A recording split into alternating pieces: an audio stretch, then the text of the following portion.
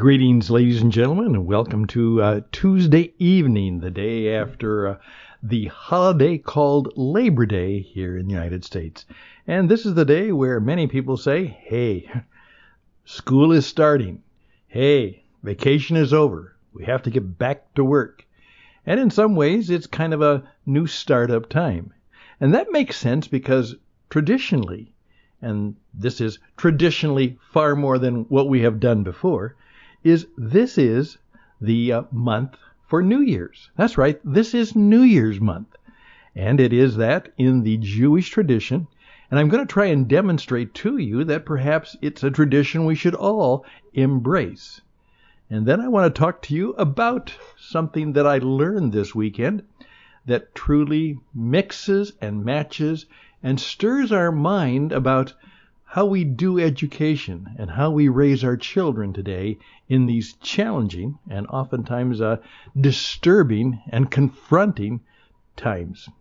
We are indeed in tough times, so as the sounder said, CQ, CQ, CQ, calling everybody to come and join the conversation about how we can make it a good new year. And that program begins right now.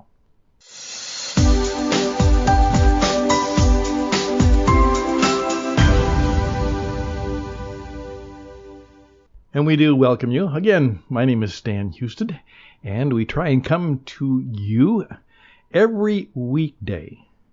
Now, sometimes we're going to miss, and that's okay. And occasionally on the weekend, we'll have a special program where we talk to somebody who has more than just an interesting idea. They have an interesting idea that might challenge us and help us to live better. But that happens when it happens. Today, I want to do what I do, and that is to say, whenever Labor Day comes, I look and say, okay, when is the Jewish New Year?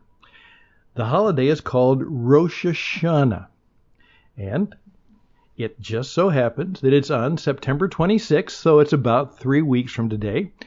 And you see, in the tradition, it's not just the new year, it is a year that begins with 10 significant days. And after the 10th day from Rosh Hashanah, the holiday of Yom Kippur is celebrated, and that is the highest, the holiest of all the Jewish holidays. That's called the Day of Atonement. And the 10 days in between have the abbreviated name of Those are supposed to be the days of awe. And what you do during that time is you not only celebrate, and of course you do that, family and friends and food and good times, but it's also a time to go deeper into your life and find out perhaps you need some forgiveness for the past year.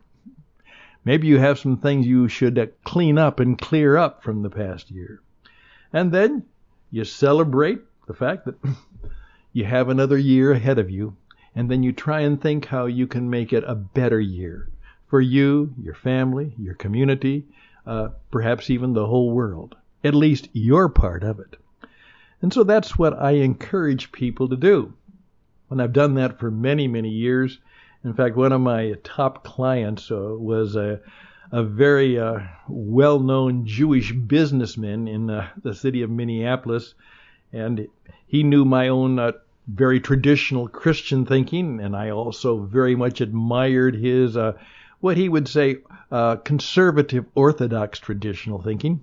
And one time after one of our conversations, he said to me, Stan, you're a better Jew than most Jews I know.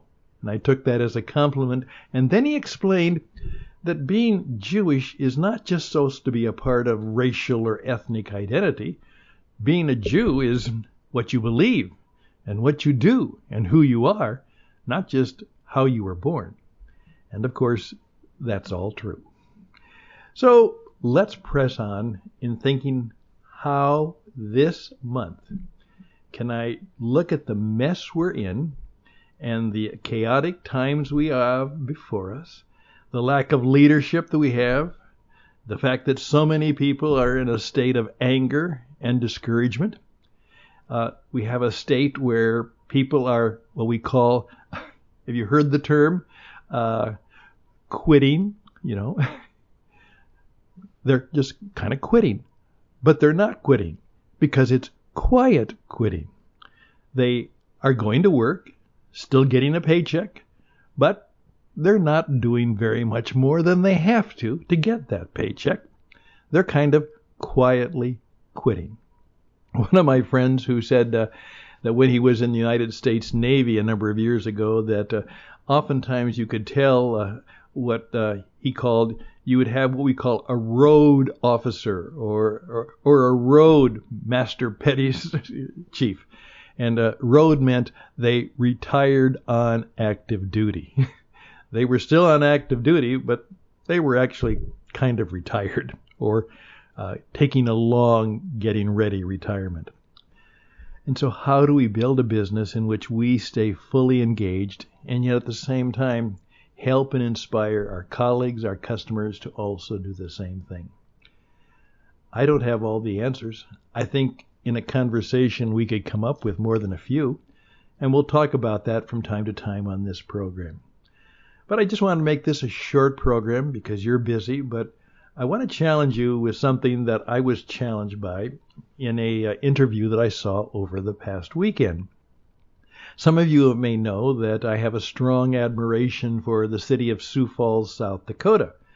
I'm not from Sioux Falls, never lived there, but I've enjoyed meeting many people from there because the Gallup organization said that if you want to understand the future of entrepreneurship, in the book, The Entrepreneurial Strength Finder, Gallup CEO Jim Clifton said you go to the city of Sioux Falls, South Dakota. And he has a whole list of reasons why, right there in the middle of America, it's not Silicon Valley, it's not Austin, it's not some of those other, quote, where I live, research triangle places in Carolina. If you want to find where entrepreneurship can thrive, go to Sioux Falls. And so that always struck me as something that would be unique. And so that's a little bit of our intentions, to try and get a group of men and women to start what we call the Jesus Entrepreneur Experience. It's a way of helping faith-based religious folks to find ways to build a business using some of the principles that are very practical, that are exhibited by the men and women of faith. Not just spiritual principles, but deeply significant, unbelievably effective principles that we just see in the very lives of the people who do it. So that's why I was interested when Kristi Noem, who is the present-day governor of South Dakota, was on the air, and she was pushing her book. Of course, they all push their book. She may be running for higher office, but who knows? Obviously, she has many people who are encouraging her, and of course, because of the fact that many people are encouraging her, there are obviously a number of people who are going to try and discourage her. Her book was called Not My First Rodeo.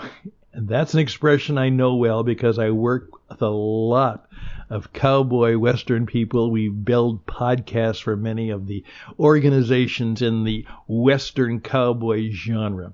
One of our most popular ones is called the Cowboy Up Podcast. Fantastic stories of the West and of cowboys and the Western tradition. And so her story went on, and she was talking about what made her grow up. How did she grow up? And she said, well, on the ranch, I had tough parents. And she said, my dad died young. He was only 49. When I was 22 years of age, and I literally had to quit college and go back and try and save the ranch, and was able to do that, and went back and got my degree later. But she said, here was the key. My parents always insisted that I and my brothers and sisters, that we would do hard things. We were required to do hard things, almost impossible things. That's what they made us do. We were always made, educated, taught that our job was to do hard things, things that some people would think impossible. And that's how we grew up. And she said, I'm not so sure I appreciated it then. In fact, I'm pretty sure I didn't.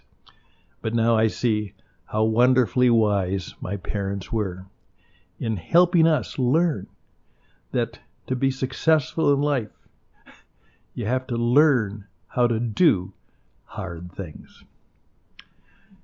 Well, for what it's worth, that's our story. And I guarantee you, it was worth a lot. 10 minutes on this Tuesday on interesting ideas. So just let it sit on your head for a while. Think about it. I'm going to go and try and read her book about this is not my first rodeo, and see if I can learn some things about life and business. And I'm sure I can. And also about what builds character, and perhaps some of the things that I can pass on to my children and grandchildren from her story. Maybe you can do the same thing too. So there we go. Thank you for your time today. All the best and blessings to you. And we'll be back the rest of the week continuing learning to learn and learning how to start the new year. Take care, ride tall, stay safe, and bye for now.